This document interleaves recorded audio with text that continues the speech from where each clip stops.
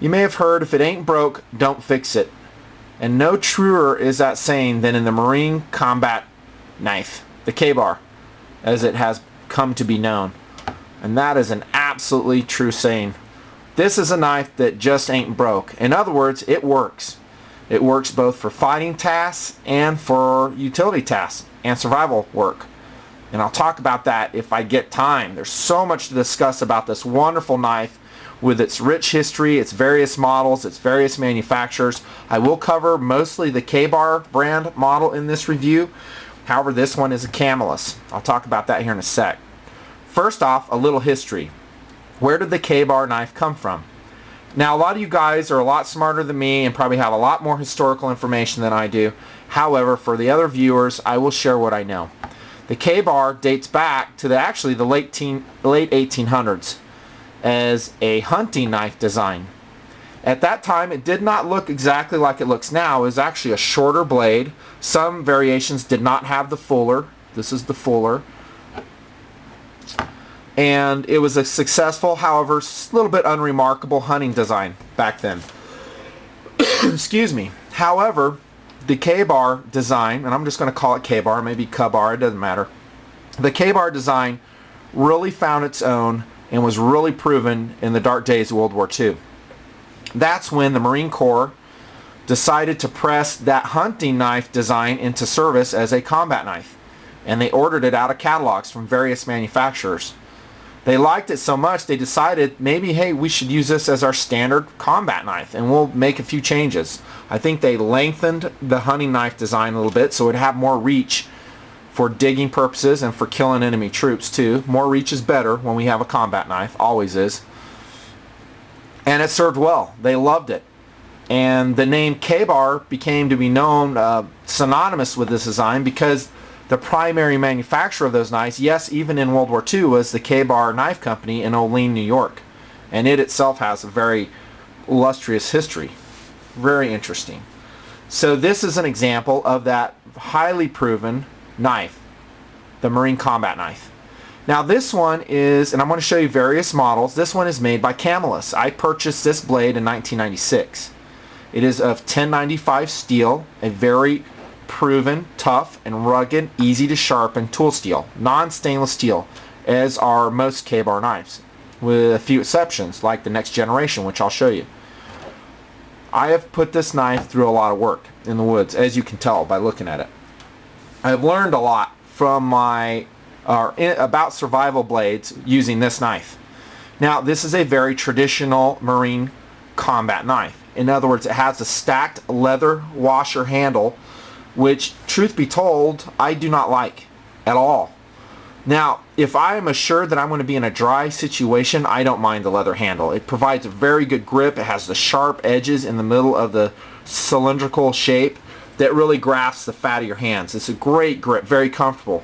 However, in my experience in this world, most environments are going to have rain or moisture of some sort sooner or later, and you're going to get this wet, as I have with this knife.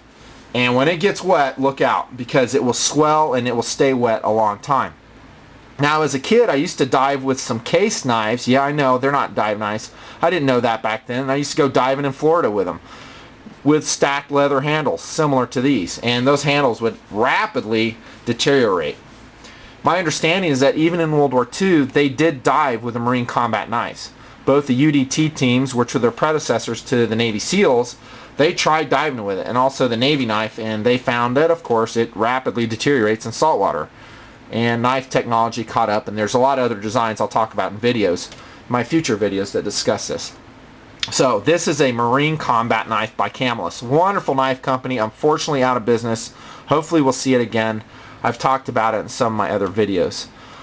It's no different than the KABAR offerings. It's a 7-inch blade. It's got that nice fuller in the middle. By the way, the fuller, the reason we have it is to lighten the blade. It doesn't really do anything for blood or, in other words, blood flowing down the blade or making it easier for the blade to extract. That's nonsense. The main reason is to lighten the blade. I'm not sure if they forged their fuller on the Camillus blades or the KABAR blades. However, I will say that I've never found any of my blades, either this brand or the other, to be wanting in strength. They're very strong blades, and I've pounded this one through wood a lot. I've stripped a lot of wood with it, just chopping and hacking, building shelters. Very nice. I love the blade shape. It's that standard Bowie clip design, which I just love. You might notice that, yes, on this one I have a sharpened upper clip on it. And I don't mind doing it on this blade, which, by the way, I only paid $18 for back in 1996. That's amazing. Amazing value. And I'll tell you what, if I run out of time on this video, I'll just make another one dealing with other models. There's so much to talk about. This is a 1095 steel, of course. It is phosphate coated. This particular Camillus brand one is phosphate coated. There's all kinds of coatings you can have on it. As you can see, it will wear off. That just makes the blade cooler, in my opinion. Just shows that your blade has some use. I have no issues with that at all. I like 1095 steel too. I think 1095 is a very good steel. It's very durable and it's tough. Now, what do I mean by tough? Tough, I mean that if I pound this knife through a log and then I get into dirt with it, which is almost inevitable. How you doing? Every time I go out, I do it, even though I try not to. I usually make a wooden platform when I baton my firewood, and so as my blade goes through, it does not hit the dirt, it hits the wood. But despite my best efforts, it seems like my blades always somehow meet the dirt. And heaven forbid you loan them to someone that's not a knife person, that doesn't even know what they're doing. Even after intensive instruction, they will sooner or later abuse your blade. That being said, 1095 is good for that, because since it is tough, it will not chip and it won't crack. Now, along with that, it may not be the strongest blade either. I mean, the hardest steel as far as edge retention goes. Now, you should be getting used to this. I resharpened just about all of my knives, unless the factory really got it right. And I minimized the grind angle on this. And this Camillus Marine Combat is probably working a 20 degree, maybe 21 degree grind angle as I reprofiled it. I find that works very well. It makes it a very good slicer. It does not diminish its edge holding capability in the woods, I have found. It's pretty tough still. This phosphate finish does prevent rust. It's pretty effective at that. And this is more of a parkerized finish, truth be told. And I like the parkerized in that you can oil it and it holds oil nicely. Though the exposed edge on any non-stainless steel knife, you're going to have to keep oiled. And anytime I deploy in the woods with this blade, I take a little 35mm canister, just like this one, with an oil rag in it. And I keep it oiled, in at least a rag of some sort. I use rim oil. There's all kinds of great oils out there. Tough Glide, la-di-da-di-da, all kinds. Getting to the crossguard, it's just a stamped steel crossguard. Nothing special, but it totally serves a purpose, as many a troop has found out. In other words, in combat, you're not going to go forward on a thrust attack. And in my opinion, the Marine Combat knife is actually a much better offering than the M9 bayonet, because it's a lot lighter. This one's only 15.2 ounces. That's pretty awesome. We talked about the handle, very ergonomic, very comfortable, but it's leather, that's very bad. Has a powdered metal butt cap that's pinned to the full tang of the blade. Sorry, I went off axis there.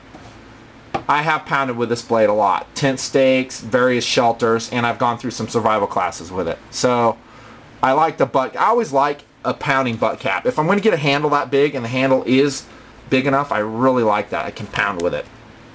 Great knife. Let me talk about this sheath real quick. This is not the standard sheath it came with. This is an Eagle, a tactical nylon sheath that really improves this knife. The sheath that came with this $18 knife in 1996 was garbage. It was a very thin leather sheath I hated. Threw it in the garbage. I bought this one, I don't know, for about 20-25 bucks, and it's an Eagle brand sheath. You can see it has a lot of wear on it. Very nice sheath. It's not quick attaching. It's not the Molly variety because it goes way back. But it works very nice. You may still be able to get this either from Black Hawk or Eagle with a single strap over the crossguard. Works great. Again, it slides on your web belt, so that's not great. It does have some quick attachments for LBE, that is load bearing equipment gear that you can use. And I've also used Ranger rubber bands, which are really thick, heavy duty rubber bands to attach it on the vertical. A total package. It's cheap, it's tough, very effective. I guess this review is just going to be on this knife. I'll make another one. This is a Camillus Marine Combat knife. Excellent.